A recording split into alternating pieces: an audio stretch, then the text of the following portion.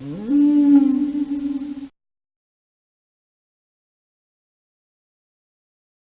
us tonight in experiencing this democratic process and discussion.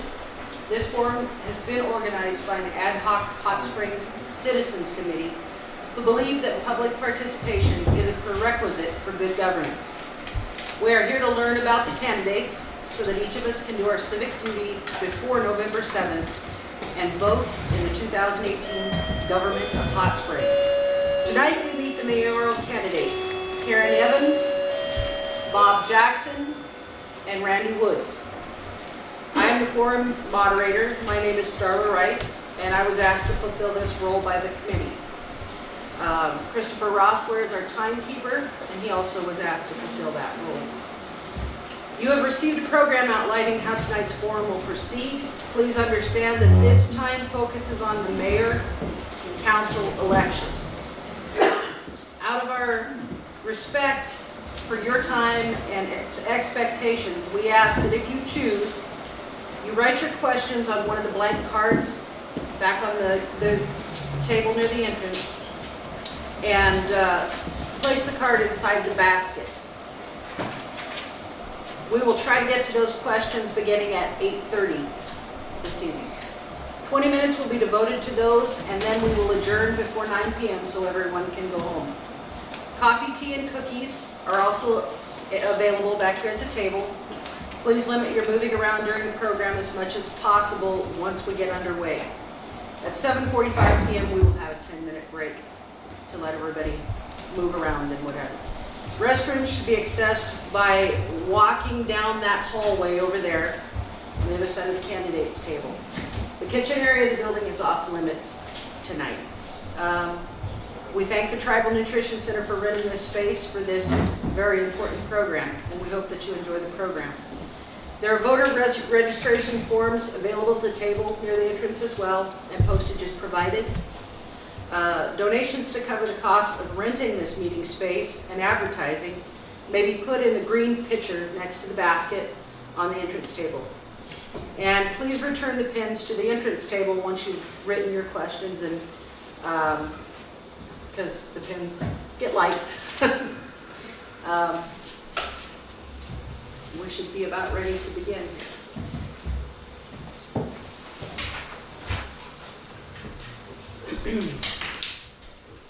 Prepared? All right. The first question: what do you see as your role as part of the governing body? Start right or left. Did you all decide who was going to answer questions? We didn't. I drew the last number, but it doesn't matter. Go ahead. We're supposed to start with an opening statement. Each had a, did that get on there? Yeah. Yes. Each got 2 minutes for an opening statement. So I didn't realize that. Seeing as Karen has drawn the largest number, The smallest. you drew the smallest number? It doesn't matter, you get to go first. Do you want to please stand and introduce yourself to the people. My name is Karen Evans, and I appreciate you all coming here tonight and showing an interest in our government. I was born and raised in Whitefish. Went to school part of my grade school years in Condon. After graduation from high school, I went to Kinman Business University in Spokane. From there, I worked for a law firm. I was in charge of $1 million trust account there, and it came out to the penny every month. From there, I heard about a job in my hometown working for a world-renowned commodity advisor, and I thought, I think I'm ready to go home. So I sent in my resume back to Whitefish, and I applied for the position, and I received it. And there I was staff supervisor, executive assistant. I traveled, I did conventions, and on one of those conventions I was offered a position in Washington, D.C. to work on a hard money convention. And I took the offer, and a new adventure. So back in Washington, D.C., I worked for this nonprofit for a while, and it was more nonprofit than what we had hoped. So I went back to working in a law office in Washington, D.C. And back there, I met and married my first husband. And we started a pressure washing company from scratch, where we did everything. Did the bids, did the calling, did the work, we did it all. Within a year, we sold it for over $100,000. That marriage was not to be, but I was blessed with a son, and I was scared for my life. I'm done, out of time. Sorry. That's it. Welcome here. I'm in Hot Springs now. Robert Jackson. Well, my name is Robert Jackson. I've been in the military. I've also raised a family of 12 and in 2 different families. And they all turned out well, except for one who was a little lazy and didn't really get started fast enough. But anyway, she's coming along real well. And I've had, in the military, I've had about, somewhere in the Navy, had about 80 men under me, and I was controlling them, or they were controlling me. But it's just really something, you know, when you're in leadership, it's really quite a bickering back and forth, and finally they get to the understanding that they're supposed to do what they're supposed to do, but it takes some time, especially with the younger men. And also, what I'll do here for the U.S., for this here people here is, you know, if I kind of raise you like my family, I'll take and teach you what we need to have done here, and you'll teach me what I need to change, or information I need to get the job done.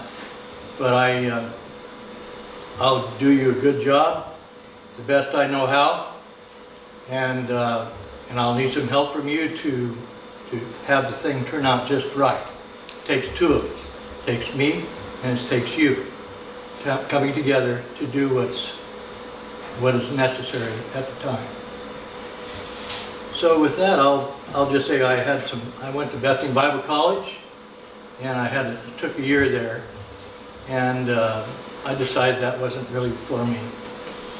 And I also went to college to be a police officer, and I found out later that that wasn't really what I really wanted to do either. So I turned out to be overdue.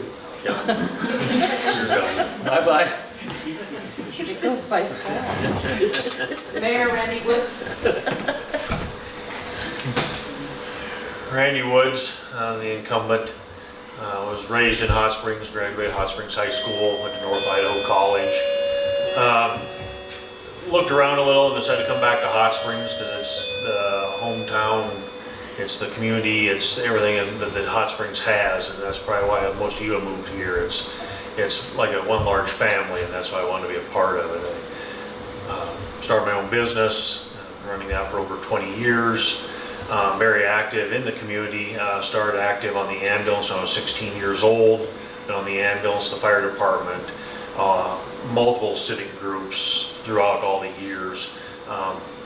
And that's where I have the love for Hot Springs and hanging out with all the old guys, so I have all that old knowledge of Hot Springs, for the good or the bad on that. But part of it is the love of Hot Springs. I want to see the town succeed. I want to see us succeed well with the tribe and the bathhouse and the town to get back to where it was in the 50s. You know, a thriving little bedroom community for the tourists to come and do their thing, and that's where we want to be. Try and keep costs down, but also bring that other money in to help us. And like the biggest thing is Hot Springs being such a small town and such a family-oriented community. I'm sure that's why most of you are here, and I want to continue seeing that and encouraging that throughout. Thank Okay, you. we'll start into the question part of the evening. Karen Evans, what do you see as your role as part of the governing body? Am I supposed to stand? Oh, you can say, I think, As my role as part of the governing body, as mayor, you are a leader. There are,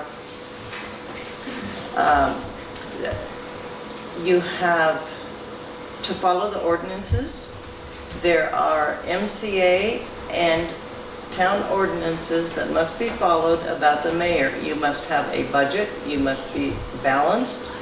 The council approves that budget, and you execute it and make sure that it stays within, that the monies are spent properly.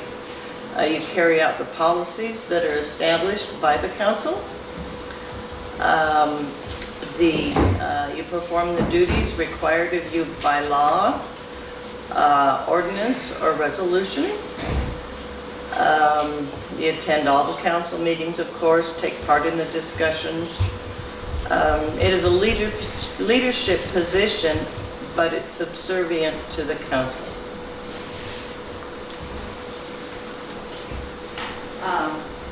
Bob Jackson, what do you see as your role as part of the governing body?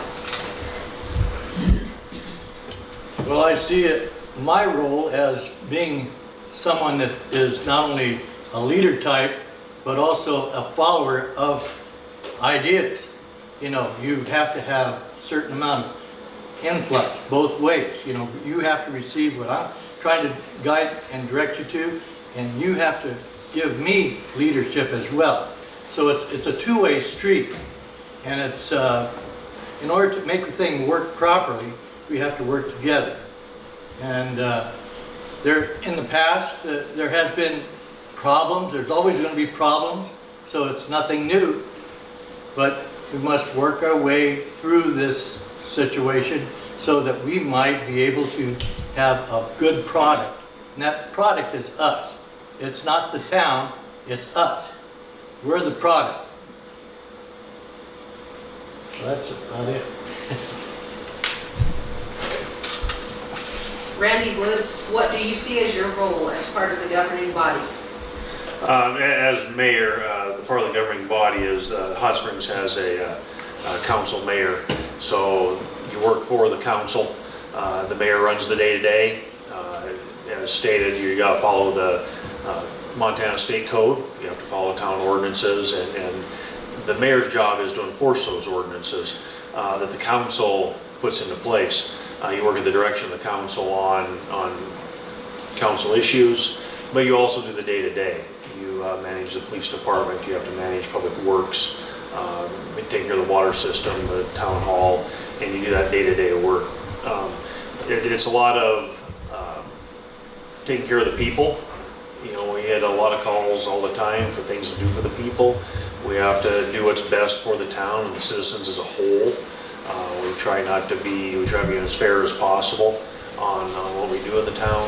The mayor has to oversee that, to make sure everything's operating smoothly and make sure all the citizens are taken care of. Thank you. Bob Jackson, what do you consider the most critical municipal problems, and how would you address those problems?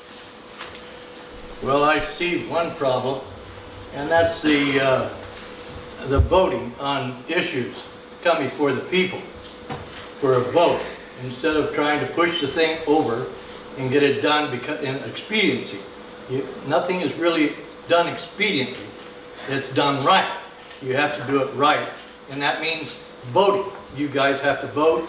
What we do, if we're going to spend your money, you're going to have to let us know what you think about it, either yay or nay, you know.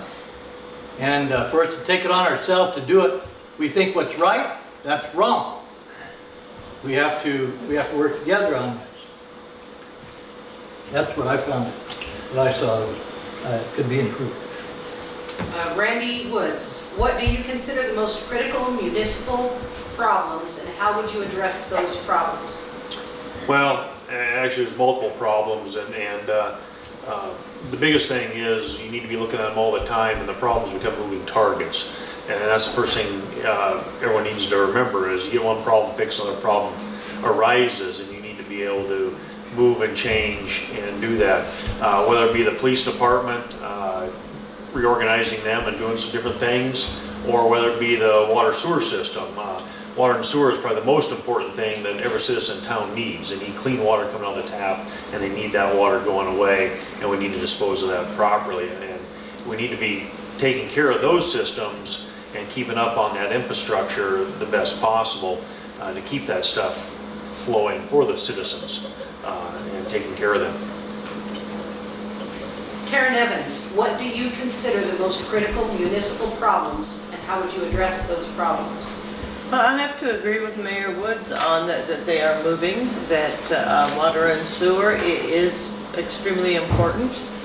I also feel like municipal spending needs to be trimmed, that we need to look and see where our money is going and is it being spent wisely.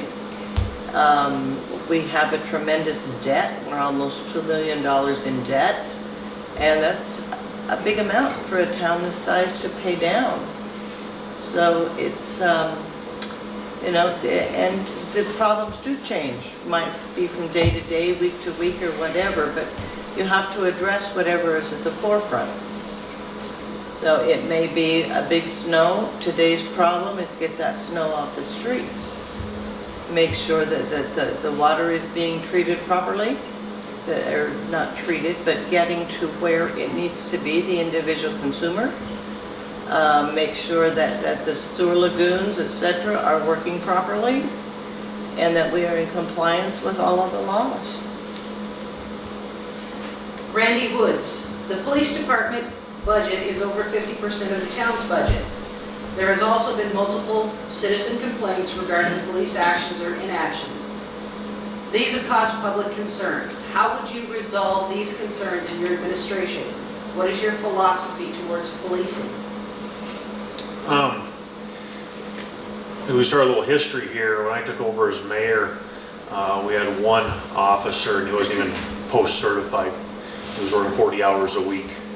When I say post-certified, he was not a certified police officer. He was just acting as a police officer.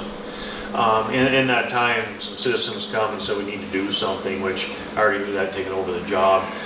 We started out hiring officers. We moved up to 3 full-time officers, which gives you 120 hours of police coverage a week, which still doesn't cover 24 hours a day, 7 days a week. And we have moved those officers around. We tried changing shifts, reorganizing. I said, just like I said before, is when you see something that isn't working, you need to change it and move forward. One of the things Hot Springs has, it is over 50% of the budget for law enforcement. And part of that problem is that we don't even pay nowhere near what a normal police officer would get somewhere else. We're way below that.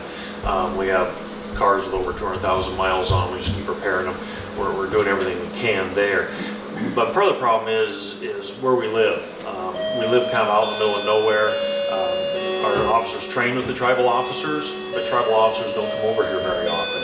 And granted, there isn't that much trouble with tribal members over here.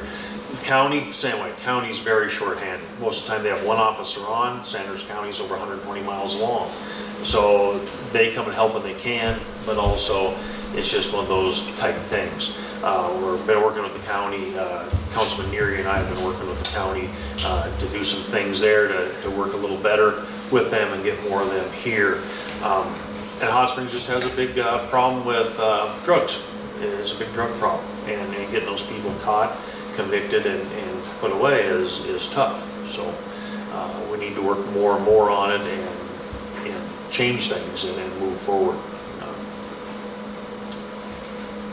Karen Evans, the police department budget is over 50% of the town's budget. There has also been multiple citizen complaints regarding police actions or inaction.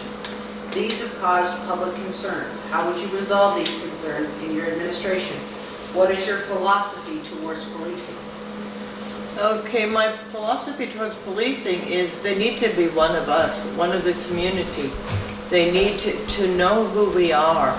They need to know if they find you on the street that you are not drunk, that you possibly have had an insulin problem or some kind of medical condition. They need to know our children, that they should be offering guidance. I believe we can include the tribe. I do know county comes here on occasion, and we pay taxes to those people. We not only pay taxes to the town for our police protection, but we pay for the sheriff's office too. And they need to be coming here and taking care of matters. The police need to be one of us. And I have some friends in the Flathead that I grew up with that were on the sheriff's department, and we have been talking about ways to make the police department work for everyone in a good way, not just everybody's the bad guy. Let's take care of the ones that are causing the problem. There are not that many of them, and they seem to be repeat offenders. And let's take care of those problems and in a lawful manner, and go forward, enjoy life. Bob Jackson. The police department budget is over 50% of the town's budget. There's also been multiple citizen complaints regarding police actions or inaction. These have caused public concerns. How would you resolve these concerns in your administration? What is your philosophy towards policing? Well, my philosophy toward policing is you're supposed to arrest the criminals. We have too many criminals running the streets today, and that's because there's not enough strong enough criminal activity going on. Of course, the judges, courts are full, and the police, their jails are probably full as well. And then there's the money coming in from the government if you have low crime. So I think the situation is this, arrest the criminal and you do away with the expense of the police, and you don't have to have as many hours on duty. It's maddening. There's really no answer to it, but hopefully we can come to some solution that'll work. You know what I mean? Karen Evans. Montana has very stringent open meeting laws enshrined in our Montana State Constitution to ensure public participation and right to know in government. What circumstances do you believe justify having a closed official meeting? Those would be very few. It would be if you were talking about a personnel problem or a lawsuit where it is beneficial or that the town and attorneys have determined that the public does not need to know. Other than a personnel issue or a lawsuit, that's it. Bob Jackson. Montana has very stringent open meeting laws enshrined in our Montana State Constitution to ensure public participation and right to know in government. What circumstances do you believe justify having a closed official meeting? Well, that's easy to say. I just don't go along with it. I would rather have all open meetings. There's no sense in having something secret unless you're doing something crooked, And if you're doing something crooked, you don't want anybody to know about it, so you have a secret or a secret thing going on here. Well, that isn't the way it should go. It should be all open. That's what's going to cause less crime in the long run.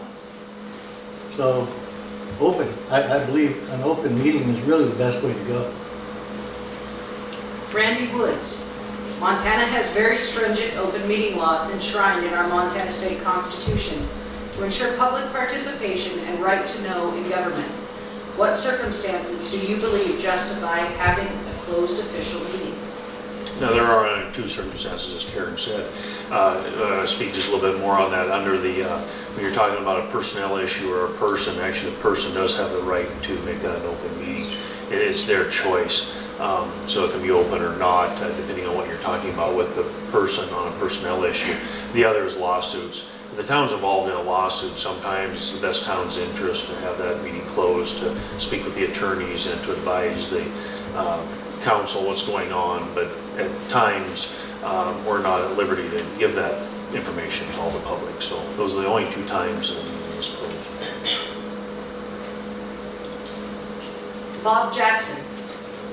Under Montana's open meeting laws, a meeting is broadly defined as, quote, the convening of a quorum of the constituent membership of a public agency, whether in person or by means of electronic equipment, to hear, discuss, or act upon a matter over which the agency has supervision, control, jurisdiction, or advisory power, unquote. How would you ensure open meeting laws are not violated? Well, just don't violate them. Now, sometimes they have to take and have a video because they're busy people, you know, and they're just off doing something else, but they can communicate through the computer, and I think this is all good. You know, it's just another way of doing it, but I think it should be kept that way myself. Randy Woods. How would you ensure open meeting laws are not violated? In small communities like Hot Springs, sometimes it gets tough and sometimes it gets misconstrued, especially when we all know each other. Just for instance, the library fundraiser, me and some council people had breakfast here one morning. Well, it can be construed that we're having a meeting because there was a quorum sitting at the table. So you have to be really careful when you are doing that, is make sure everyone knows we don't talk about any official business. But the big thing is all the meetings need to be publicized. They need to have public comment. They need to have the public there, open to the public.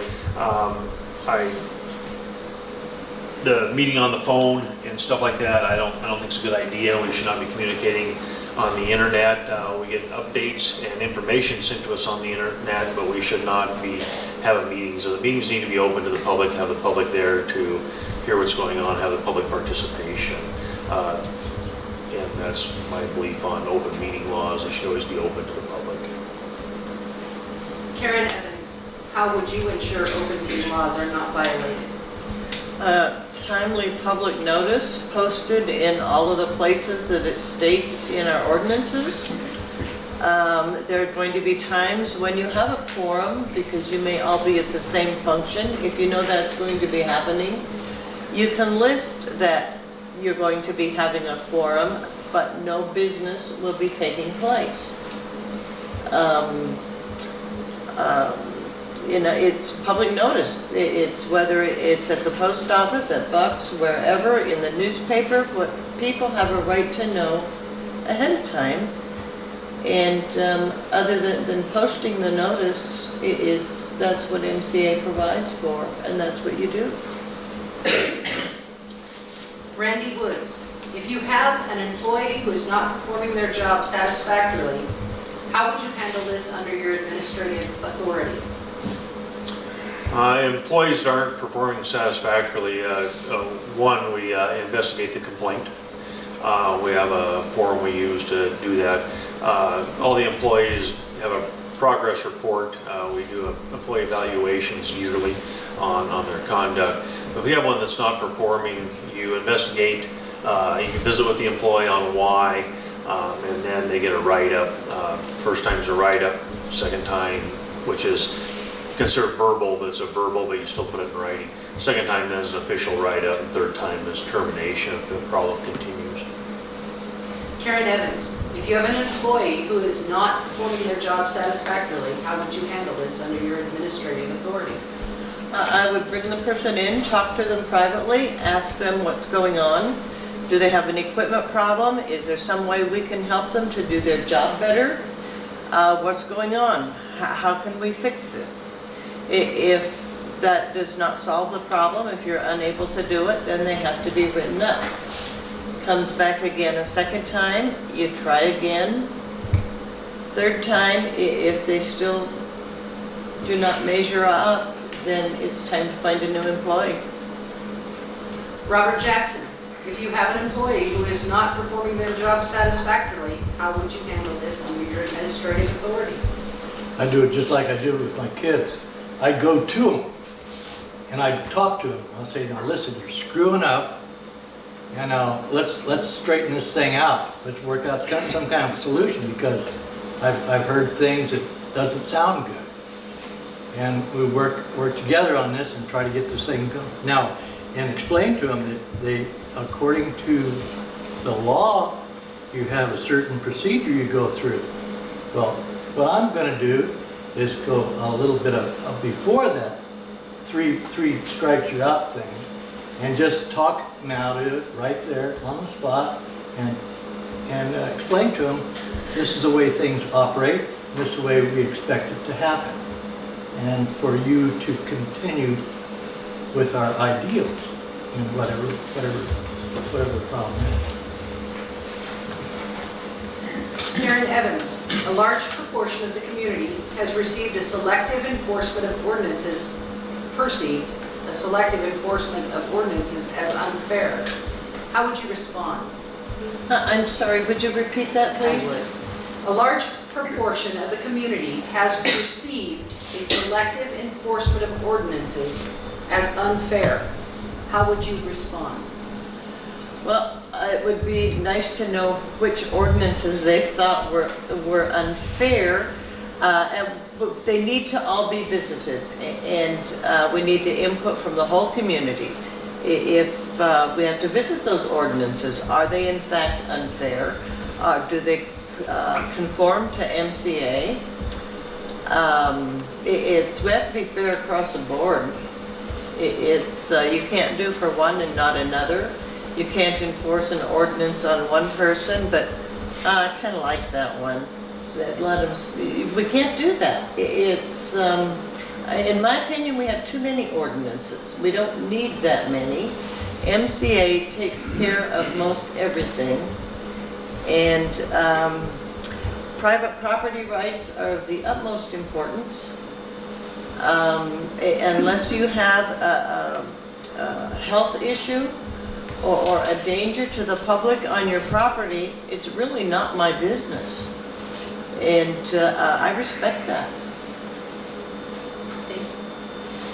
Robert Jackson, a large proportion of the community has perceived a selective enforcement of ordinances as unfair. How would you respond? Well, I get them together in a little forum and say, let's talk this out. What bothers me? Because everybody sees things from a different angle, and they might see it better than you see it, you know? They might see it better than the way it's written down.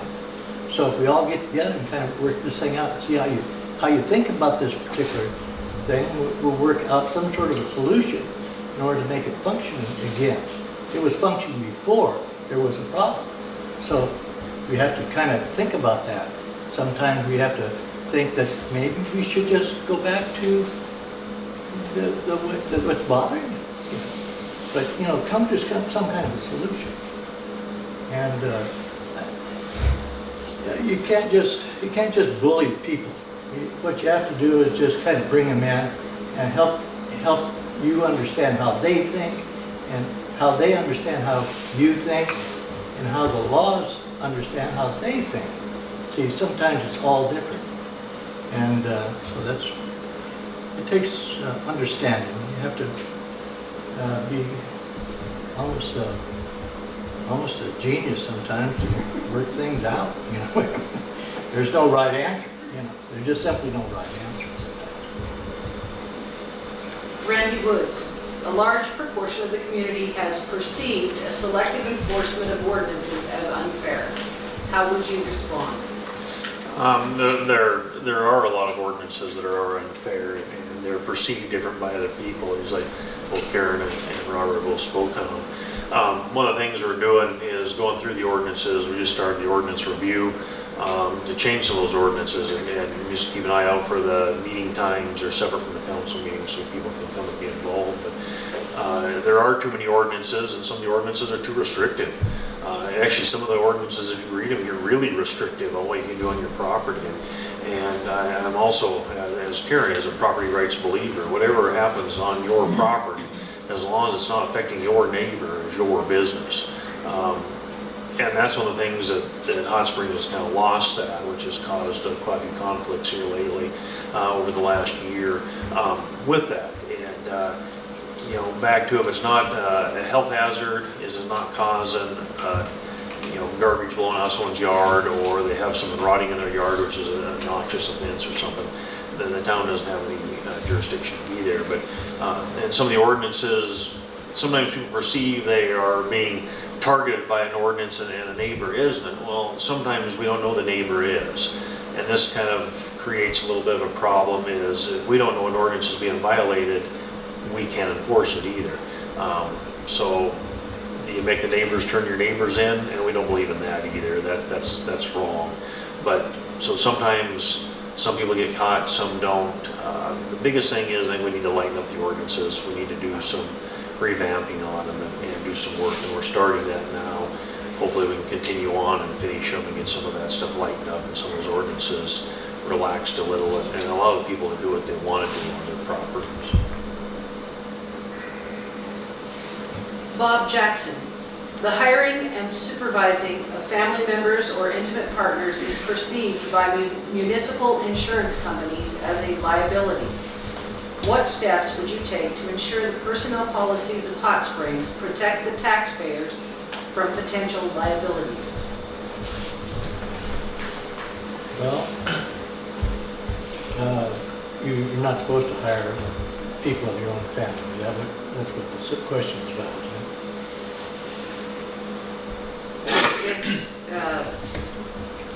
It says that the hiring and supervising of family members or intimate partners is perceived by municipal insurance companies as a liability.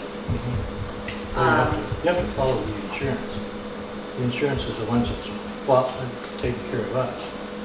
Like you have house insurance, you have car insurance, and the city has insurances as well, protected against problems.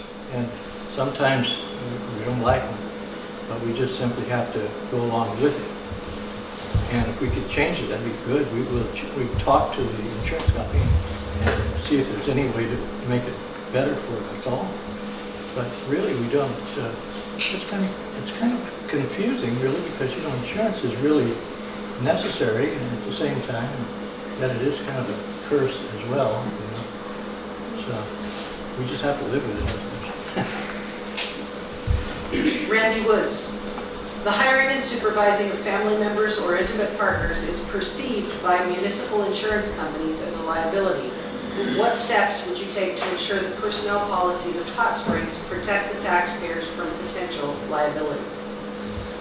One of the things with that is when you live in a small town, you're either related or involved with or family members, and sometimes those are the best people for the job too. So what you end up having to do is have backup systems. So if there is a problem, maybe you're not the direct supervisor, maybe the council president is a supervisor. There's different steps, different things. One of the things we've done before, when some of these things have come up, is we've advertised the position multiple times. If that's the only best candidate is a relative or a family member, you still need to put the steps in place. So council president maybe is in charge of disciplining that person. There's multiple steps. Montana Municipal Insurance Authority, who is our insurer, understands there's small towns. And small towns, people are related or family or whatever, and these things arise, and you take the steps to make sure that the town's protected on the lawsuit side of it by advising MMIA and making sure that there's different supervisors, different people who can have different disciplinary actions are done by different people than that direct supervisor. Karen Evans, the hiring and supervising of family members or intimate partners is perceived by municipal insurance companies as a liability. What steps would you take to ensure the personnel policies of the Hot Springs protect the taxpayers from potential liabilities? I think that the personnel policies should state that you do not hire family members or intimate partners. They should not be a part of the equation unless that is the last resort, at which time it needs to go before council to get council approval. It shouldn't be a mayor decision to hire a family member or an intimate partner. It's, you have to steer clear from that. Randy Woods, how do you encourage more citizen involvement in our government? There's been multiple things brought up to me, everywhere from potluck to cookies afterwards, which seems to get lots of turnout. We got a good turnout tonight and had cookies, so maybe they're onto something. The big thing is we have done is when we moved it to a bigger meeting hall. You know, when we were doing it at City Hall, that was kind of cramped quarters and all that. By moving it to a bigger venue, the town now is having the meetings at the Senior Citizen Center, which seems to get more people there because it kind of spread out, and then they feel a little better than being cramped in there or sitting on the floor as some of them have at different meeting times. So that's bringing more and more people in. Public involvement, one of the things I mentioned, we're working on the ordinance review. One of the first things and one of the first ordinances is how the meeting structure is set up. And we plan on changing the meeting structure to give the citizens more involvement in the discussion of matters before the town council. So we're working on that. And just making sure that people feel welcome to come and be able to voice their complaints. The other big thing that I have done, and actually it is working way better with some of the new staffing we have, especially in City Hall, if anyone's had to deal with that. We've got our hours back open Monday through Friday. The previous clerk didn't want to work on the hours, so we have the office open. The office, from everyone I've heard, is more of a friendly atmosphere. They're getting their questions answered from people. The big thing is get those questions answered right away. If someone's having a problem or needs a question answered, they need to be able to go to City Hall and maybe not get the answer right then because whoever doesn't know it, but they can research it and get back to those people. And that's the big thing with City Hall. It needs to be more informative and more helpful to the citizens so they get those problems answered right away.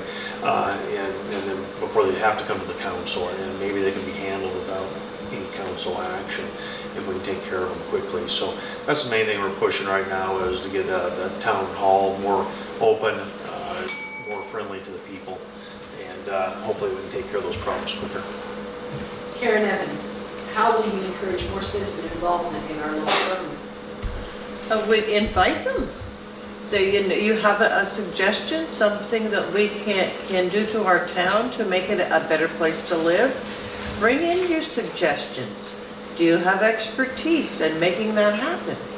You know, it's we have a lot of talented and very informed people in this town, and we need to be using them. Not all the ideas are going to come to fruition, but we have a lot of good people in this town, and we need to encourage their participation. That we can all learn a lot. Bob Jackson, how will you encourage more citizen involvement in our local government? Well, it's real simple.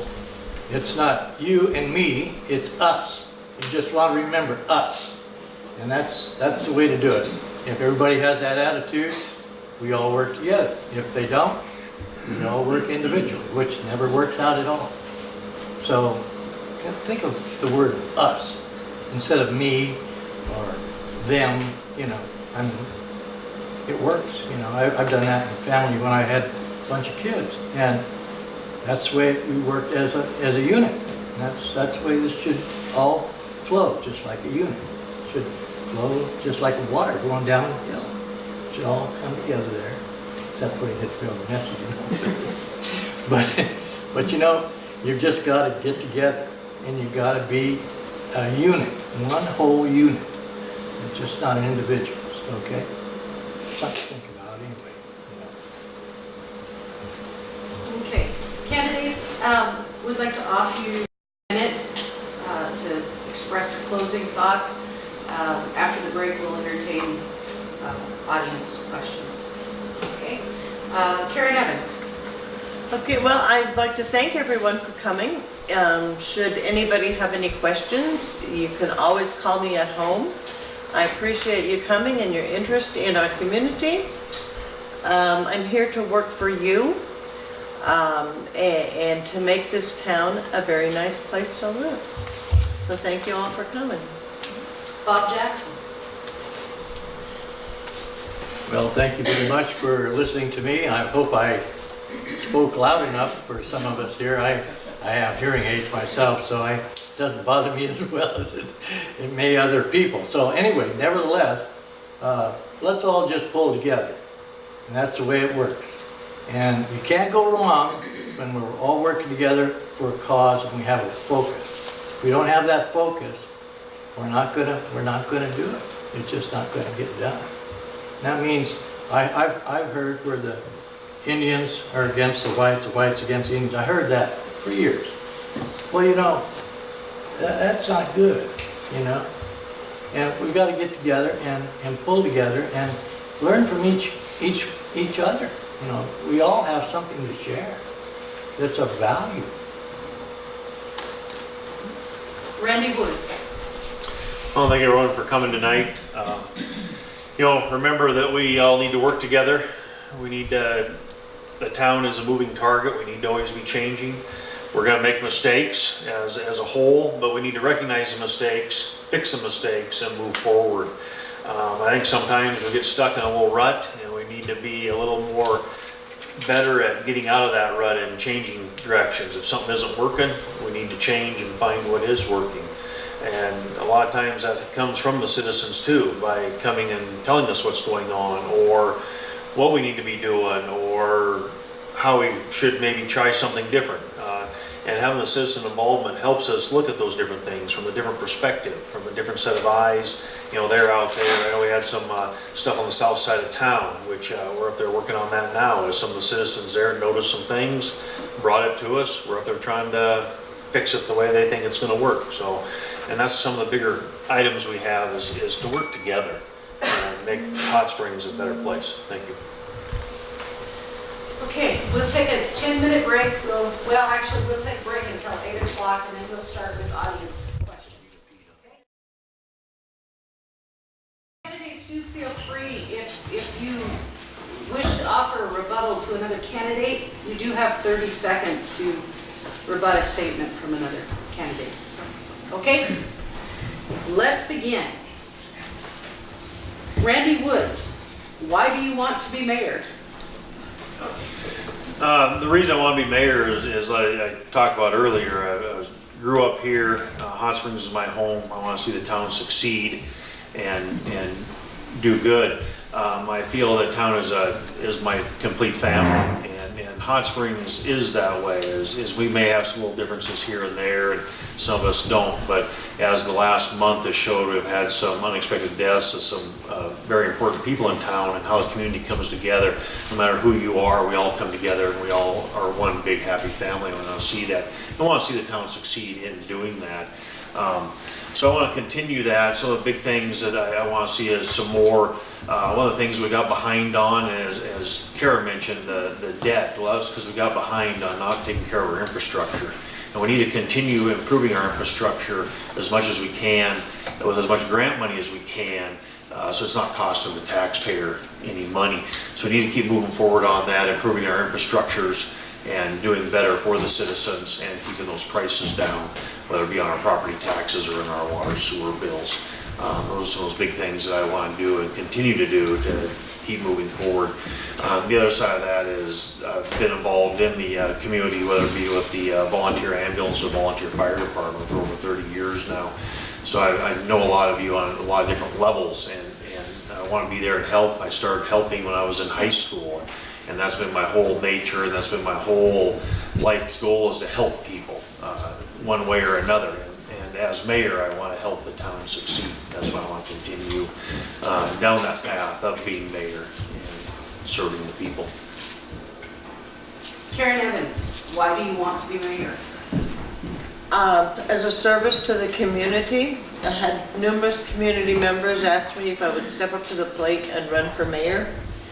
And I also want to help people. I want to see our community succeed, including our youth. I am concerned that our youth are getting lost, and we need to keep on track. We need to take care of one another. We have elderly neighbors. We may have someone ill. It's just nice to be part of a community where your neighbors know what's going on, and that you know that your town is being run to the best of its ability financially, to take care of the money, the infrastructure, streets are being plowed properly, that we aren't falling into holes, just community. Bob Jackson, why do you want to be mayor? To be quite honest, I don't know. But here I am, and this is what I think I'm going to do. I'd be glad to be your mayor, and I know Randy's worked real hard up to now, but I'm going to replace him.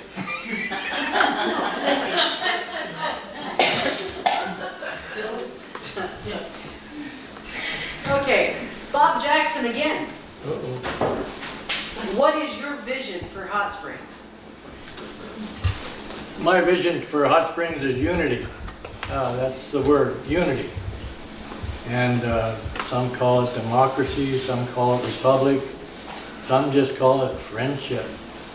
But it's the community. You know, this is what it's all about. And bring it together, and for us all to function properly, we all have to be brought together and work as a unit in order to make it work. Randy Woods, what is your vision for Hot Springs? I want to see Hot Springs continue to grow. Anyone that's lived here for more than 30 years saw what Hot Springs was in the late 70s, early 80s. It was pretty down, pretty out. Hot Springs has grown a lot in the last 20 years, and I want to see that continue to go. Also working closely with the tribe to get the bathhouse back up in operation, which will bring a lot of people here and help with the healing and the healing waters and promote that. And the town is going to play a big part in that with them in providing the infrastructure and providing the services that they're going to need. Karen Evans, what is your vision for Hot Springs? Ideally, Mayberry, but that's not happening. I want to see a friendly, welcoming place where people can come and feel safe and enjoy life. Randy Woods, can you think of any city expenditures in particular that could or should be trimmed while maintaining adequate services?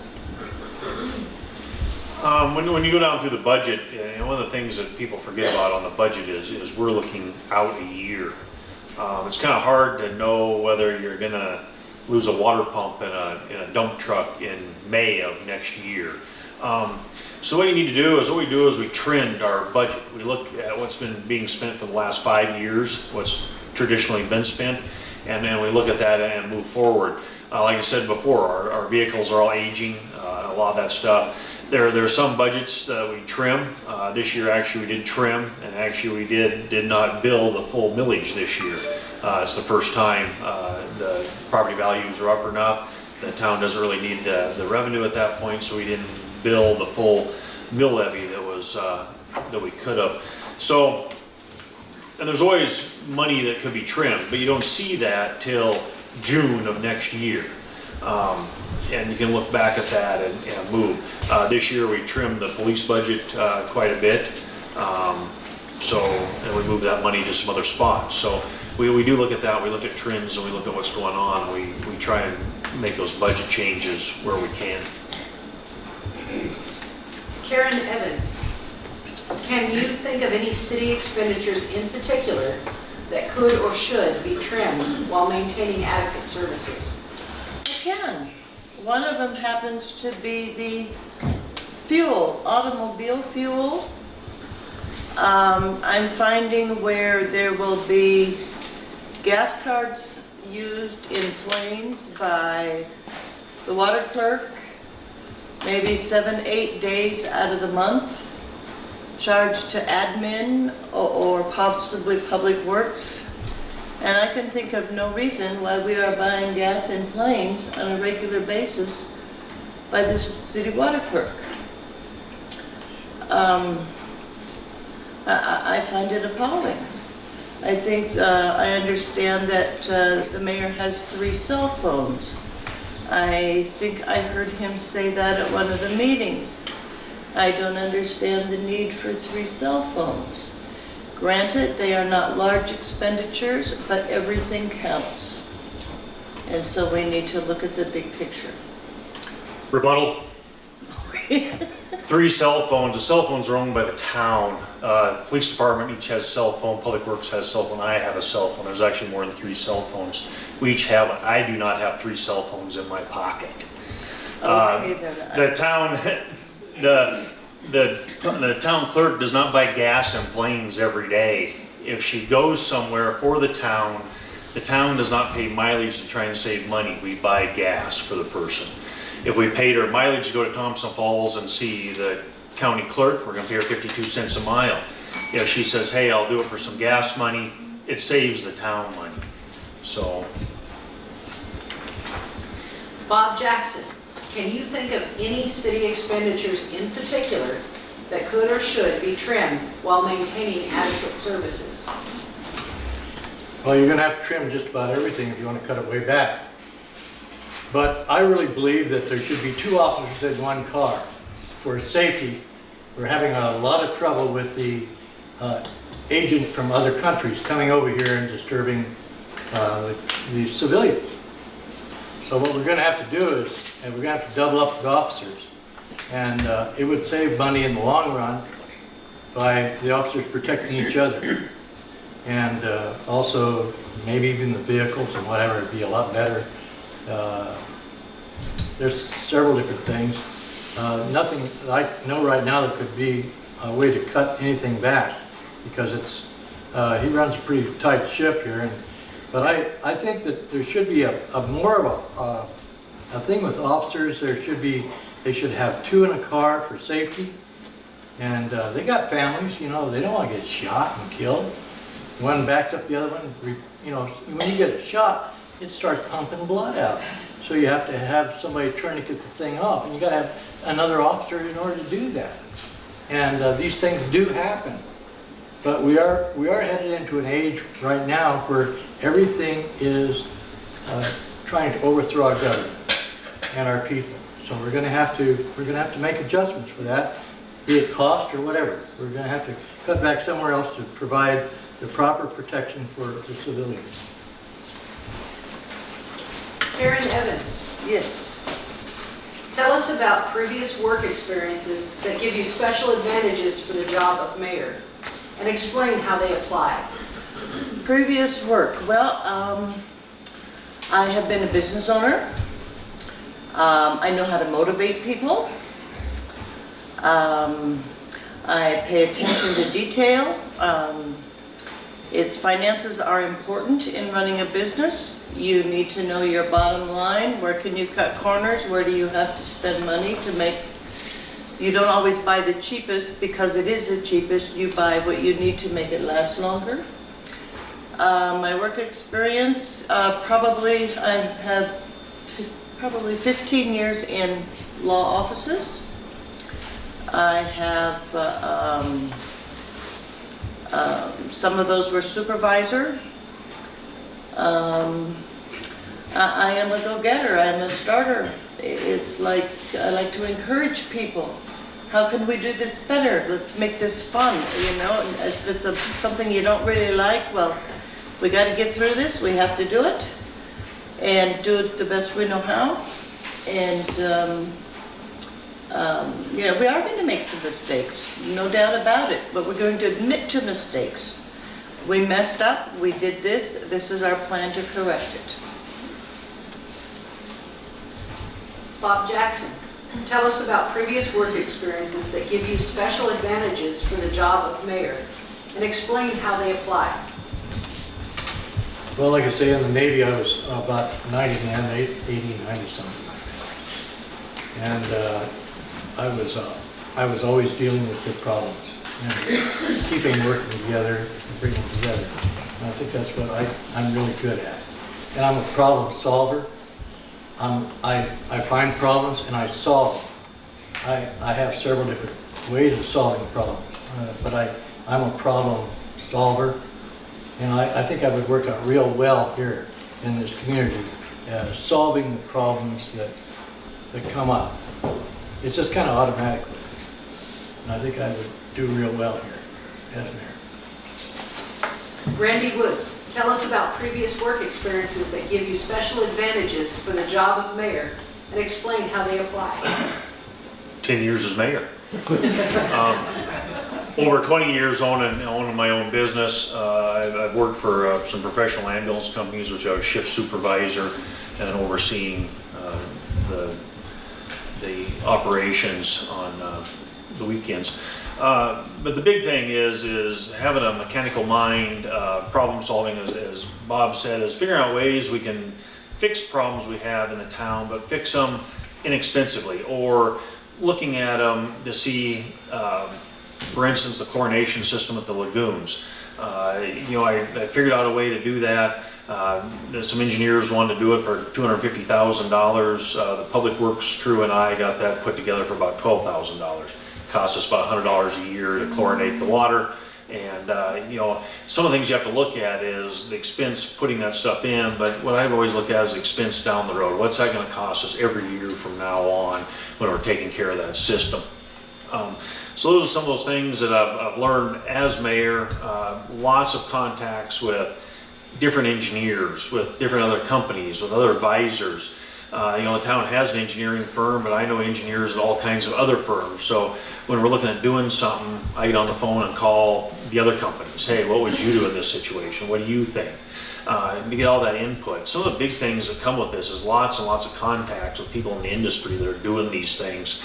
And you need to have those contacts in order to find the best way or the best path. Sometimes they don't work out. Sometimes they do. Most of the time they do work out for us, and that's where we are able to keep those costs down and keep things moving along efficiently in the town. Bob Jackson, please describe your experience with grants, obtaining government or non-government entities, to obtain resources for the community.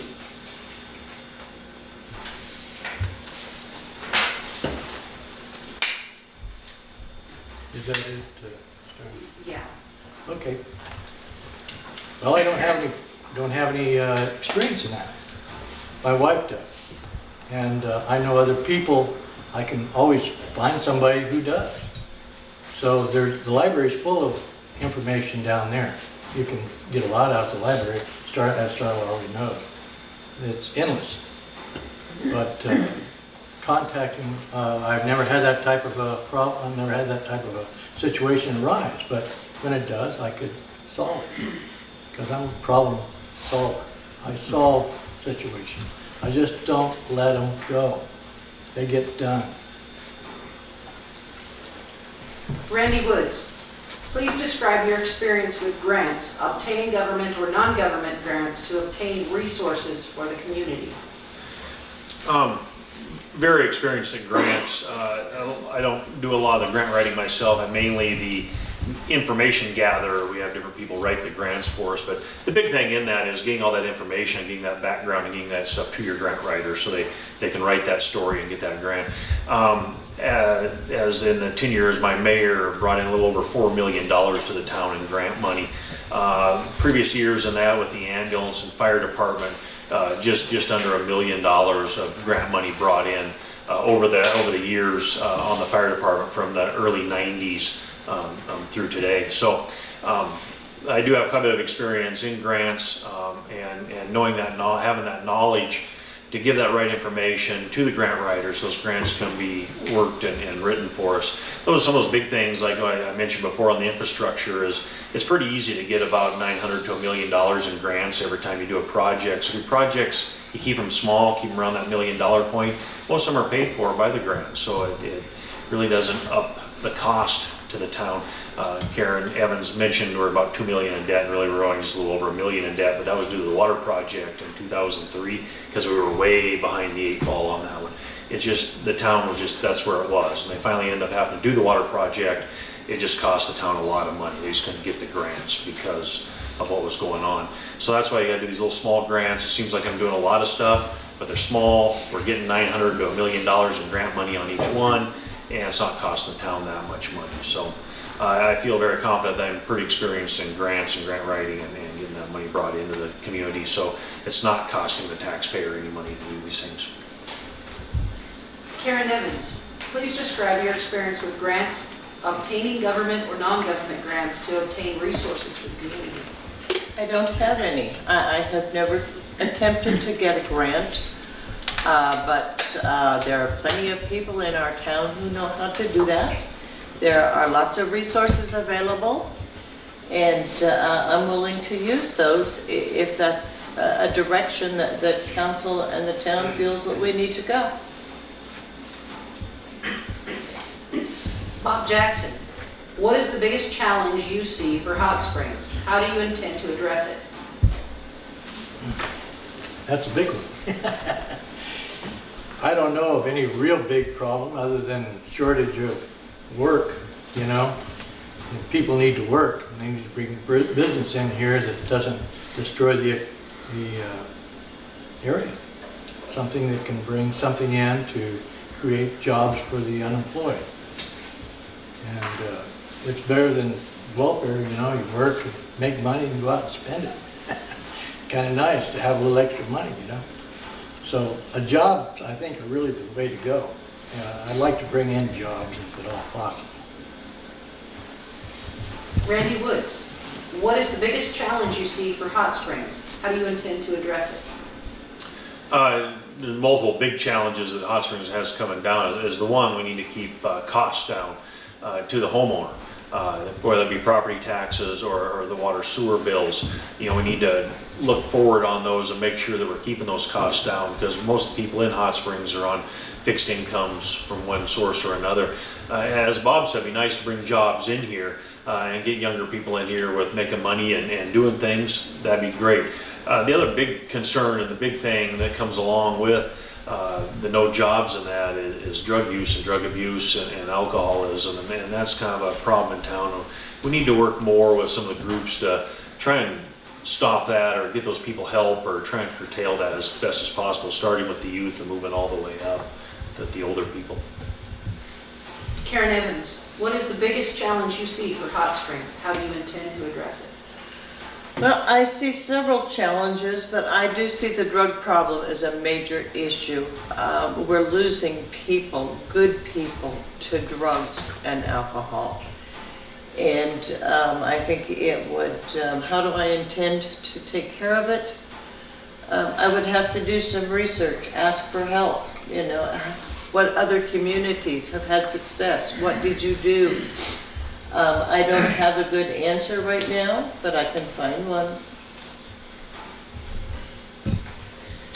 Randy Woods, would you respect the powers of council, including the power to regulate the size of the police department and ensure that the city attorney or other delegated person writes the language of the Montana Code into ordinance? Repeat that, please. Would you respect the powers of council, including the power to regulate the size of the police department and ensure that the city attorney or other delegated person writes the language of the Montana Code into ordinance? Yes. Karen Evans. Absolutely. And Bob Jackson? Whatever you know, if you follow what the people say, you know, whatever they wanted, you have to follow the law. And you have to just, whatever comes, you know, but you just simply have to do the very best you can under the given circumstances, which will change from time to time. Karen Evans, what kinds of projects would you priorities in your new administration? What types of projects? One of the first things I would like to do is look at the budget. Where's the spending? I am concerned with the spending. We need to look at what it's going to take to have a closed,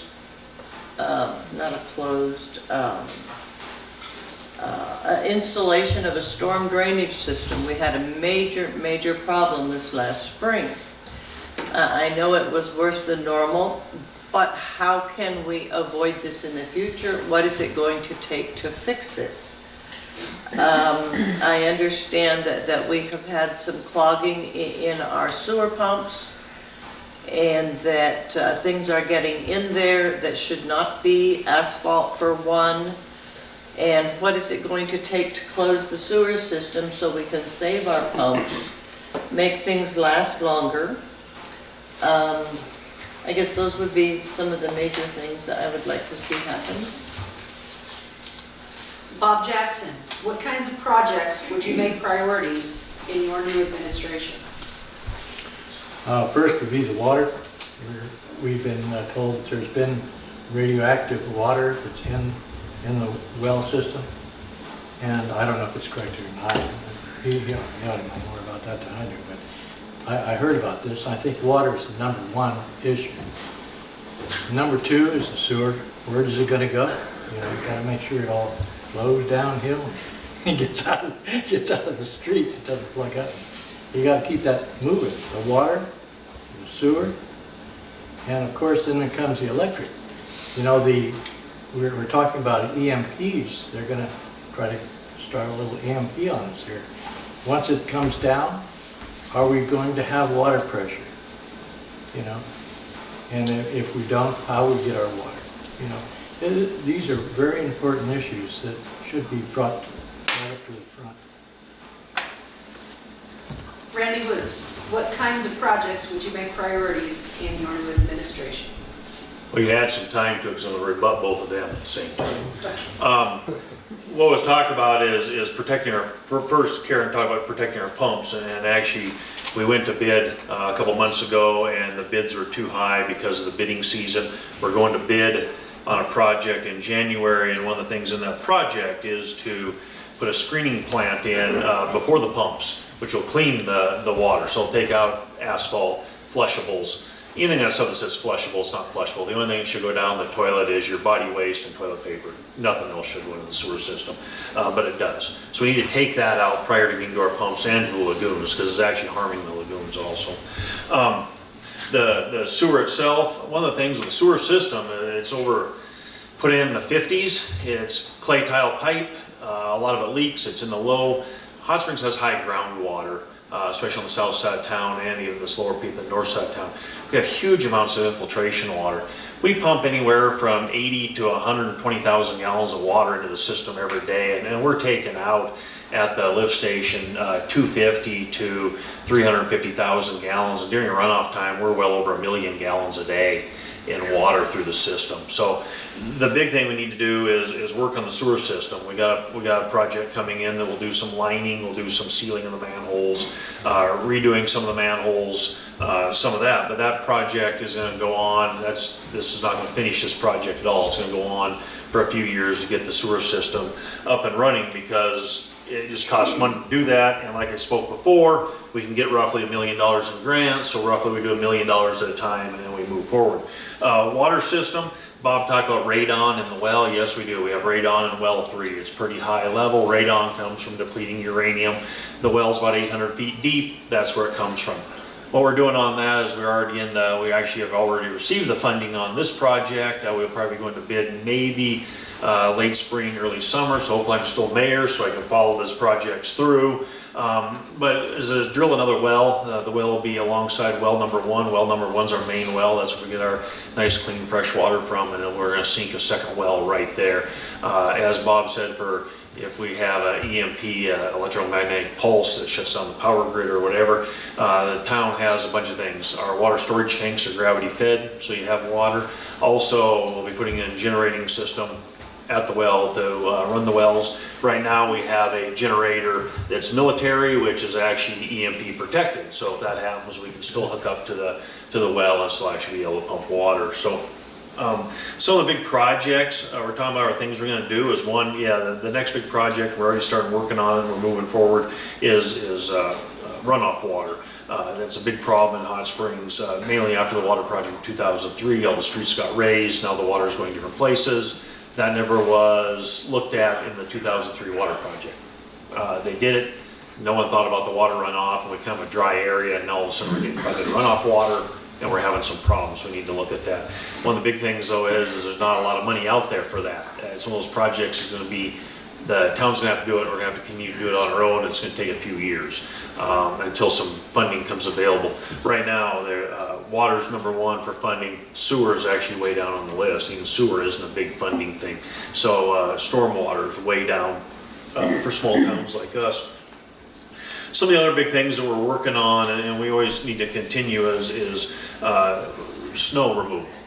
Karen's mentioned that a few times, and we changed the policy this last year, and we had some trouble. But this is going to happen. We have 3 plows, 4 people to run them, 1 injured, 1 sick. I was stuck in Las Vegas, snowed out of Montana. We only had 1 operator. Just how it happened. It happened 2 times this winter. So we didn't have operators. It happens. You can't make someone that's injured come out and go to work. I mean, got her arm in a sling. I mean, she can't drive the truck. The other one's sick. It's the way it is. So those things happen. It's too bad that the 2 times we had big snow. That's when we also, we're down on some employees. Hopefully the new plow policy does answer some concerns and moves some of the stuff forward. Karen had some concerns, and we actually address them in the new plow policy to try and help some things that she brought up. So hopefully this year the policy gets used throughout and we can actually act on it and it works like it's supposed to. Quit dinging me, Christopher.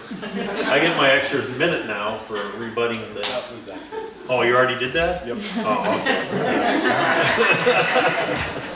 Karen Evans, please describe the skills and knowledge you believe necessary to successfully function as mayor. A cool head, being able to talk to people in a calm manner, find out where they're coming from, being good communication skills, using the correct words. If somebody's face looks like they're not understanding, I probably need to rephrase or ask a better question. And would you repeat the question again, please?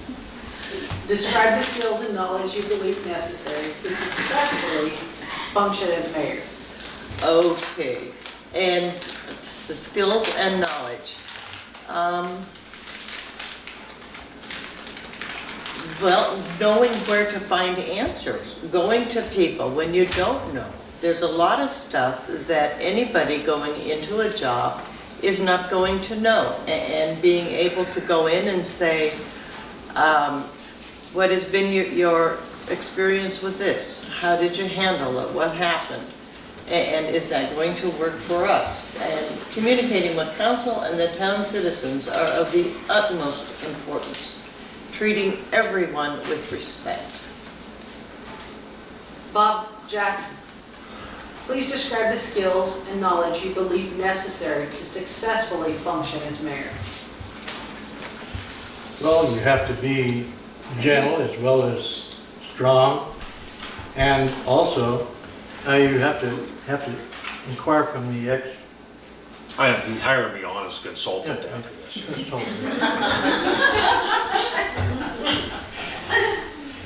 But I go to the ex-mayor. See, I'm gonna be mayor next year, so I go to the ex-mayor and get information that I need.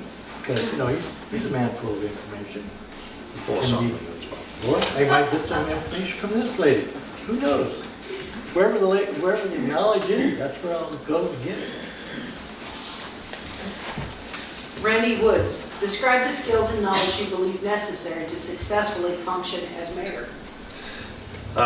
Good management skills, and as I spoke of, Karen spoke of it quite a bit, is finance. Is making sure you're spending the money wisely and not wasting the money, and you're saving as much money for the town as possible to keep the taxes down. But also in managing people, and also managing or being out there for the people. You need to be able to listen to them, hear their problems, and find them answers. The biggest thing is finding them answers and getting them taken care of.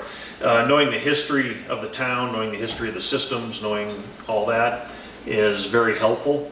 And contacts, as I mentioned before, it is knowing those people to call when you have a problem. Those guys that are experienced with a system like Hot Springs. You might call a guy that's doesn't know anything about a system like Hot Springs, or over the years I've made those contacts where I can call the guys that are dealing with the same problems we're dealing with, and maybe they have some solutions.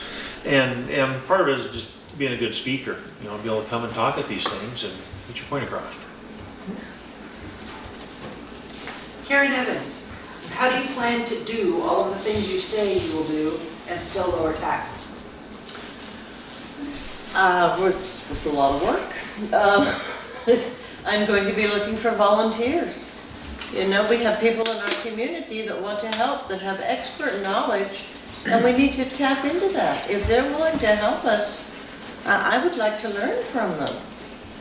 And anyway, we have a lot of people here that have a lot to offer, and I think we need to utilize their skills. Bob Jackson, Oh, I don't get to answer? or would you like to? Well, I just want to, some of the big Card things. said for Karen Evans, so. Well, I want to just add a little to Karen. I mean, Karen has some stuff on there on stuff she wants to do, and that's great. And one of the big things is doing that. It is by having employees that have the knowledge and stuff in order to do that. And right now, that's what we are looking for. I'm just doing a little plug for the town, is we are looking for a public works employee, 1.5, maybe 2. Just depends on what we end up with, but we're looking for someone that has those mechanical skills and that stuff, so the public works employees can do a lot of this stuff on their own, so we're not hiring contractors or outside people. You know, we can hire a couple of guys, laborers, the public works guy has that knowledge, and that's what we're looking for, is a public works guy that has a little bit of knowledge on some of the works in these things, so we can save that money and be able to do these things, and not actually cost the taxpayer any more money. Bob Jackson, how do you plan to do all of the things you say you will do and still lower taxes? Well, I'll do a lot of praying. That would help.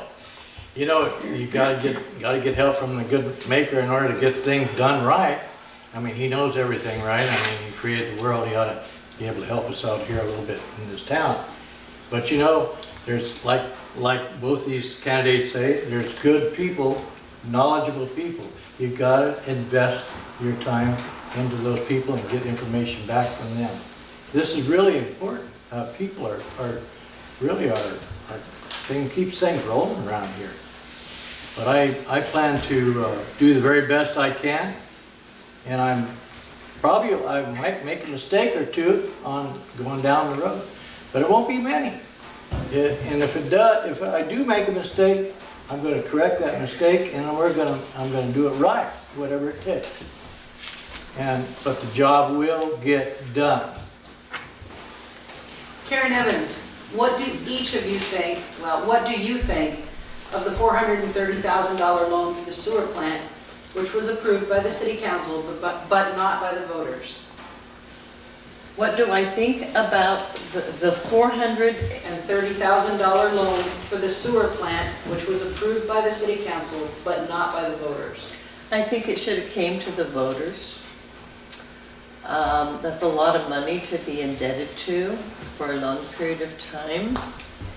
And granted, we elect our city council, but I don't think the citizens realized the involvement of the debt that we were going to have. And I think they should have had a say in it. Robert Jackson, what do you think of the $430,000 loan for the sewer plant, which was approved by the city council but not by the voters? I think it was the wrong thing to do. You're taking somebody else's money and you're putting it on a project, which is probably okay, but it's their money. They ought to have the understanding of what they want to do. Either they voted up or they voted down. You know, I mean, let's look at it that way, you know. The money has to come from somewhere.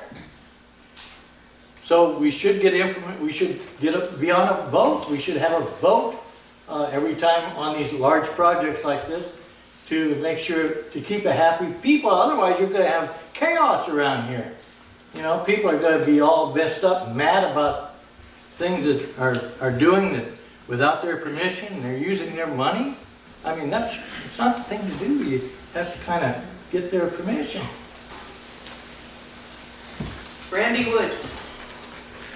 Yeah, I'll answer. Yeah. Are you rebutting? I'm gonna rebut too. But, I mean, just because I want the time.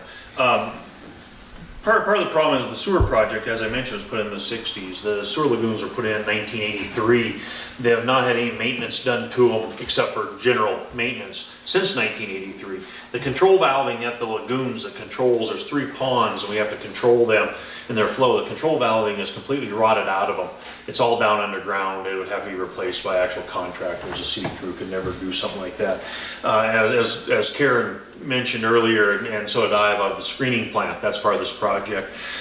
These things have to be done. If you don't do them, what happens when we can't control the lagoons? We have an influx of that 1 million gallons of water, we have an overflow, the lagoons wash out, EPA shows up, you rebuild the lagoons to the cost of, I don't know, we can probably get the lagoons redone for about 15 million, and you will pay for that, whether you want to or not. What we did with this is the $400,000 sounds like a lot of money, and it is, and it's gonna be over 30 or 40-year contract. I don't remember what RD is doing. The trouble is, we already were putting that money away. That money was already being set aside for that payment. We've been setting that money aside for about 5 years now. A loan, we paid off a loan. We just kept putting that money in a capital improvement account on the sewer site.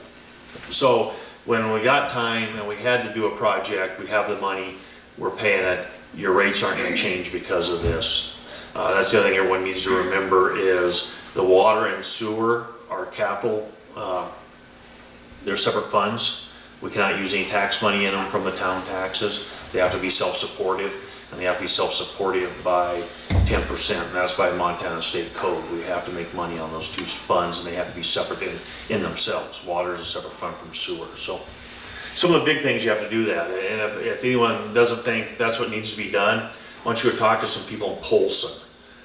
They didn't upgrade their sewer system, they kept putting it off, kept putting it off, kept putting it off. I believe their base rate's gonna be about $125 here at the next rate increase, $125 base fee. So that's why we need to keep on these little projects, we need to keep doing this. Part of it is you elected the council, the people elected them to manage your stuff. If you went to the people and the people voted it down, then those projects aren't being done, and then we get behind the 8 ball, and it just, we can't have that. We'd be back to where we were in 2003 with the water project, and it costs the people a bunch of money. We need to do these projects, small increments, so it doesn't cost people so much. Rebuttal? Yes. Go ahead, Bob. I'll let you. It's up to you. This is why Bob Randy was mad at me for doing this. Well, did you have an engineer check and see if the system is that bad as you think it is? Yes, we have an engineering report on that, yes. Yes. Okay. And actually, When was that done? it had to be done right before the project. What happens explain a little bit. Before the project? Well, it has to be done within 2 years prior, before you can apply for money. And what they are called is preliminary engineering reports. And the engineers do them, and they look at a system. So they took and looked at the sewer system. So what they did is they came to town, they put monitors in a random around town, sewer lines, looking at flows. They went down the creek, down the mains, looking at the flows. They went to the lagoons, they checked the lagoon structures, they checked the valving, they checked the weir where the water goes out, they checked the chlorination system, they checked for sludge, they checked our blowers. They went through the system with a fine-tooth comb. That's what they got paid to do. Then they write up a report on what needs to be done. And then we prioritize as a town.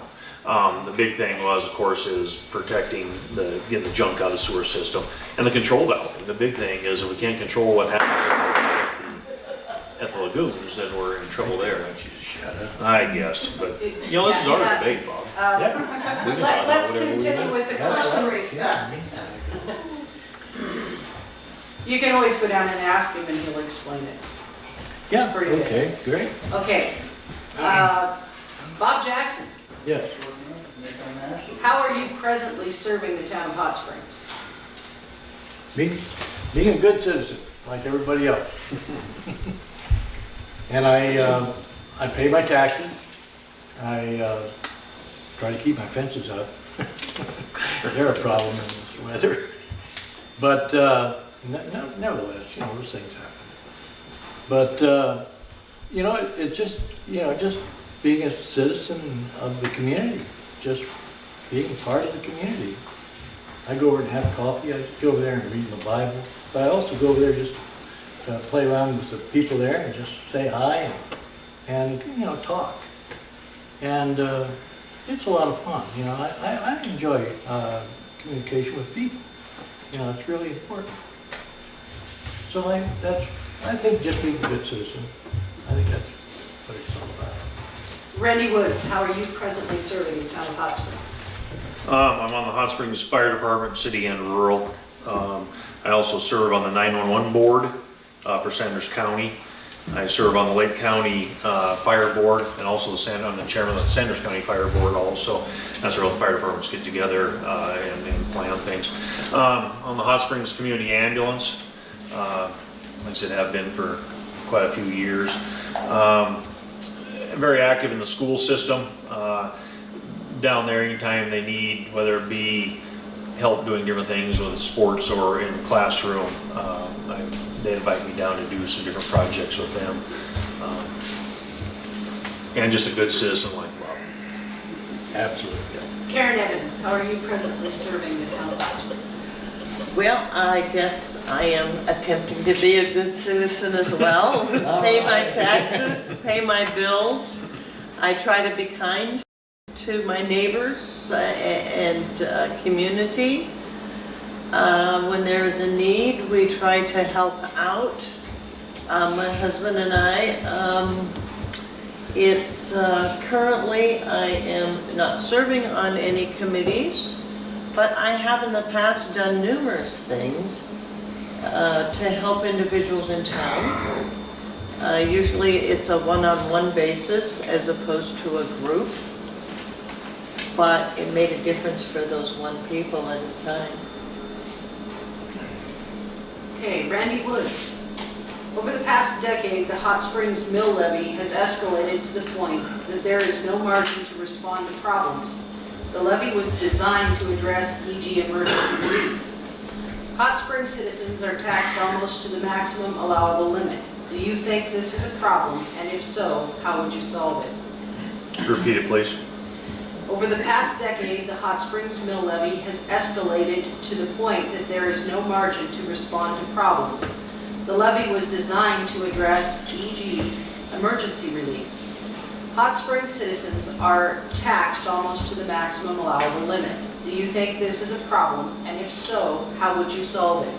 The person who asked the question is misinformed on how taxes work, but I'll speak on some of the things. Is your mill levies are especially for a town of Hot Springs, because the property values are so low. And when you start talking a mill, that's where a lot of people get confused. It's a mill of taxable value. And when property taxes are low, there's of course lots of mills. And we do have a limit on how many mills we can charge. And it's always been at the max. It never has been below that. When you look way back, it's always max because the town needs all the money it can get to operate. But until you actually look at mill levies and how all that works, it's kind of hard to understand. We look awful. I know when you look at when you pull up the tax sheet and see what Plains mill levy is and Thompson's mill levy is, Hot Springs looks awful. It does. But it takes a lot of mills to generate a few dollars. And Plains, I think a mill is worth 4 times what it is in Hot Springs. Thompson Falls, I think it's 6 times. You know, so when you look at what you have to look at is that in dollar amount. What are they actually getting out of those mills? And that's where it becomes a little confusing for people. Hot Springs has, like I said, again, real low property values. So it does take quite a few mills. I know most property taxes the town probably takes in town. I pulled up some property taxes, just look, anywhere from 20 to 25% of your taxes go to the town. The others go to, school systems, the county. As Karen said, we still pay a lot of things in the county, including the Sanders County Sheriff's Office. We still pay for a lot of those services, even though we live in Hot Springs, we still pay for them. So, and then you have garbage, TV district. I mean, when you really start breaking your taxes down, the town of Hot Springs is kind of a small amount. And I think the town does really well on what little bit of tax money it gets. Karen Evans. Over the past decade, the Hot Springs mill levy has escalated to the point that there is no margin to respond to problems. The levy was designed to address emergency relief. Hot Springs citizens are taxed almost to the maximum allowable limit. Do Do you think this is a problem? And if so, how would you solve it? I do think it's a problem, and the only way to solve it is to take a good look at our spending and to totally understand that before we know what we can and cannot do. Bob Jackson. Over the past decade, the Hot Springs mill levy has escalated to the point that there is no margin to respond to problems. The levy was designed to address emergency relief. Hot Springs citizens are taxed almost to the maximum allowable limit. Do you think this is a problem, and if so, how would you solve it? Well, like you say, emergency relief is emergency relief. Sometimes in emergencies, you have to do things that you wouldn't normally do. But I don't believe that we need to just dip into that and use it for other things and make it worse. I really think that keeping the mill levies down is what we need to do in order to have a bunch of happy people. You know, less taxes is better, not more taxes. Although it's not going to probably be good for the city, but the city's going to have to learn how to do these things. And like emergency relief is emergency relief. It's not just to be dipped into, and I'm sure that it's not done that way, but I'm just saying, you're not supposed to dip into it and do whatever you want to do with it. It's for emergency, and you need to set it aside for that, an emergency only. Rebuttal. The town has no emergency relief. I don't know what they're talking about. Only the county And does. that's what she said. I know, but as I said, they didn't understand the tax base. The town has no means to have emergency relief and does not have Why it. The not? county has it. It's a county tax, and actually the county did enact that this year. The county commissioners do that. You're going to pay it, and it's going to go to the county. I don't believe the town's going to see a nickel of it. Why don't we have emergency relief? It's by MCA, we don't have it. It's Well, I Montana State think Code. it should be here. Well, we'll have to talk to your governor about that. Well, whatever, gotta have it. Randy Woods, please describe your experience working with other government entities, the tribe, the county, DOT, and Department of Health. Work really close with all them. The tribal council is one of the main ones I work really close with, and other tribal governments. You shouldn't just say tribal council because we work with a lot of different departments. The forestry, we've been doing some stuff behind town with some things. Tribal fire and I are on, we each have each other's cell phone numbers, and we talk actually quite a bit through this fire season. They're calling me at home in the middle of the night, or I'm calling them for assistance. Tribal fire sends a couple trucks over here and they patrol over here. They don't really do that anywhere else on the reservation, but they send stuff over here to work with us. Housing and lands, Janet Campbell and those ladies over in those two divisions, working with them close on improving housing and stuff for the tribal lands over here, just outside city limits on north side North Road. So tribal government I work really close with. I go and have a meeting with them usually at least once a year, and if anything comes up, they call and we deal with it. And really close working relations with them. County, we meet with them quite a bit.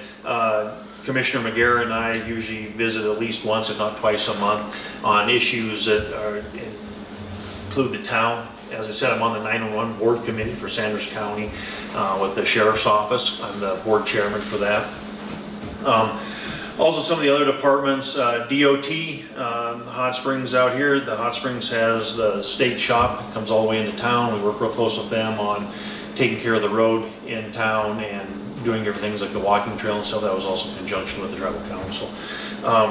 Public health, being on the ambulance and the personnel director for the Hot Springs Community Ambulance. I deal with the Department of Health a lot, at the county level and the state level, in dealing with training and getting things into the community, working with the public health nurses and stuff to try and bring some of that stuff and the home health stuff into the people of the community. So work real close with all them, and it's actually been a long-term working relationship because I have been in those entities and working with them.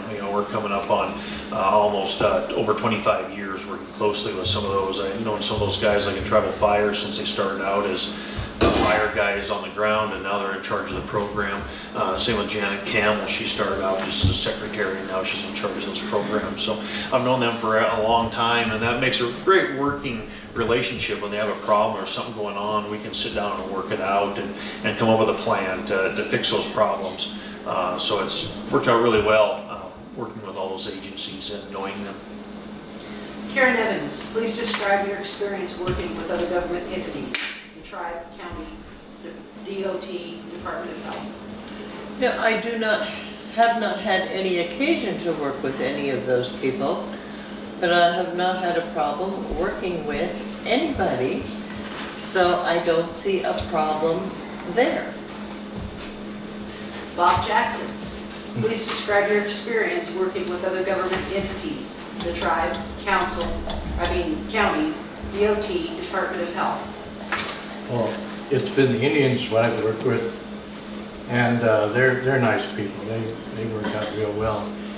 And they think a little different than we do. So you have to kind of go on. See, I'm half Indian, so I know that there's a problem. But you know, all white people don't know about the problems that Indians have with white people and white people have with Indians. I'm just lucky I'm half breed. So I will work out real well with the Indians. And the other people, I'll work out with them well with them too. We're all going to get along. And that's the promise. Karen Evans, what importance would you place on the minutes of council meetings reflecting the substance of comments and actions in such a way that someone reading them years later would get what happened of the historical relevance? I think it's of the utmost importance. You have to know what happened in these meetings. We have gone back far past the current administration trying to find things that happened, and we're not finding them. People have recollection, this happened, that happened, and there's no minutes. They are of the utmost importance. Bob Jackson, what importance would you place on the minutes of council meetings reflecting the substance of comments and actions in such a way that someone reading them years later would get what happened of the historical relevance? I think it's a good idea. And I think it should be done. Because how do you learn from, like if you make a mistake, you can look back and say, I should have said it this way. Maybe I should have went in this direction, you know. So I think it's a good idea. History is always a good teacher if we will learn. If we don't, we will repeat the same problem again. So I'd like to say I think it's a good idea. Should be done. Randy Woods. I think it's important. It's actually very important. And as Karen said, we have looked back for things and we know what happened. We have certain pieces of paper, but it's not in the minutes.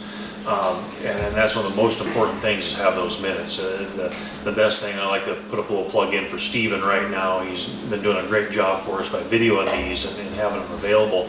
But also it's really helped in writing those minutes because sometimes the meetings get a little fast paced. You can't quite get that written down. You can go back and refer back to the video and actually see what was said and get those put down in black and white. And minutes is some of the most important things. That's why they're approved at every council meeting, the previous month's minutes. And we need to make sure those are very historically correct. Bob Jackson, the city sent green postcards out to properties in violation of the ordinance regarding the length of grass.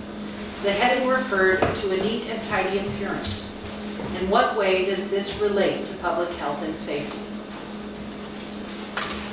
The grass or The green what are card. you referring to? Well, you know, it's really, you know, the green cards are all right, I guess, for aliens, you know, you have a green card, you gotta go to work, right? But you know, I think that if you just kind of, instead of going out, meeting with these people and saying, hey, you know what, you need to trim the grass just a little bit, okay? And instead of sending out a notice like, you're on the blacklist, you're a bad boy. But, you know, that's the way people think of it. What did I do wrong, you know? I didn't cut my grass. Well, you know, I think there should be maybe a group of people that go around and check on these grasses. They should come door to door, knock on the door. Hey, Bob, how you doing? I said, hi. Did you know your grass is a little longer than it should be? And I says, yeah, I did. I'm gonna go out there and work on it, but the mower broke down, etc. Have the mower fixed and everything. But you know, you gotta get in contact with people. You just can't just write these little green slips. It's not like going to work, you know. It's the idea is just say that, hey, Bob, you need a grass cut and get the reason for it. It's okay, I'll cut the grass. And I do, but you know, there's some people probably are a little rebellious, but you can't tell them. You have to still talk with them and say, hey, now we don't want to send you out of notice, okay? So we just want your information on this. And if you can't do it, let me know. I'll find a lawnmower somewhere. I'll cut the grass for you or something. But it has to be done because it's a danger, you know, to catch a fire and burn things up. Burn your house up too, you know. You gotta be careful. Randy Woods. I got it. The green cards was just sent out, and I know people take things coming in the mail or bad. And the card doesn't say we're putting you in jail. It doesn't say you're going to be fined. It doesn't say nothing. It says your grass is tall and you have so long to cut it. It's just a reminder. It's impersonal, yes. But also, some people like the impersonal. Oh yeah, okay, I'll go cut it. How is that a safety thing? One, it's in the ordinance that we do this, so it's one of those ordinances maybe that needs to be changed, but it's back to enforcing the ordinances. The other thing is this year is what the fire safety is. Tall grass, dried out, 100-degree days. It doesn't take nothing to get something going in that grass and burn up a house, a neighbor's house, an outbuilding, whatever. You know, and that was one of the big things on these fires this year. Those fires were jumping half mile to 3/4 of a mile ahead of themselves with spotty.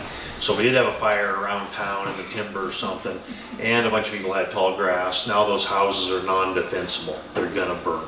That's just how it happens. So some of these things are to help protect you too. And don't look at it as heavy-handed, but also you need to look at it from a different point of view too. It could be there to help you too. Right. Bob Jackson. How can you affect the individual property taxes when they are determined by the Department of Revenue at county level? Well, if you think it's high, you just go down and you have a talk with it and tell them, it's high because why is it so expensive? And they said, well, because blah, blah, blah. And you say, well, my house doesn't have a foundation. Well, it should be lower. So then they'll lower the taxes, you see. But there's a way of manipulating this to your own favor. You have to just kind of find out where the places that they need to know, so they don't give you too much taxes. Taxes are kind of a problem.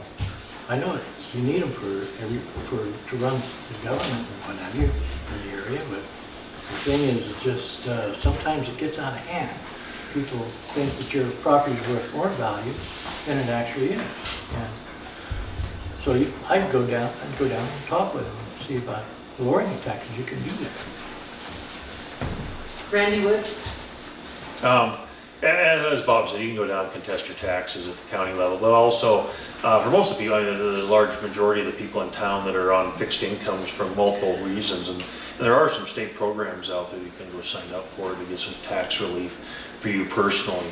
I know the Council on Aging, COA, has the paperwork and stuff there. Depending on your whether you're over 65 and on Social Security, or maybe you're on disability, there's some different programs you can get on to help reduce your taxes.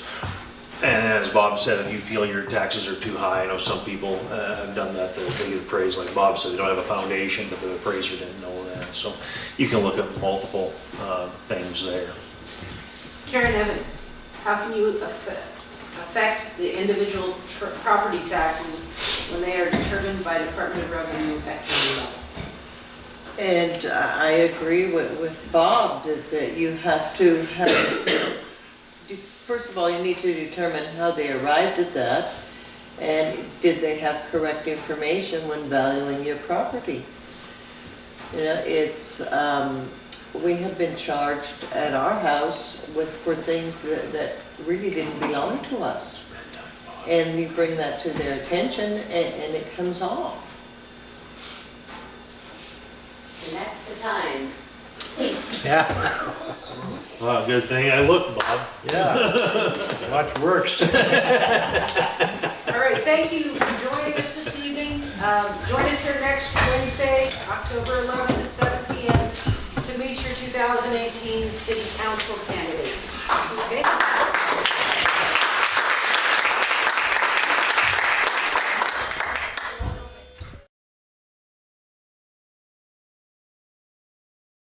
Yes. Look at those gas. I know what you mean, I know what you mean.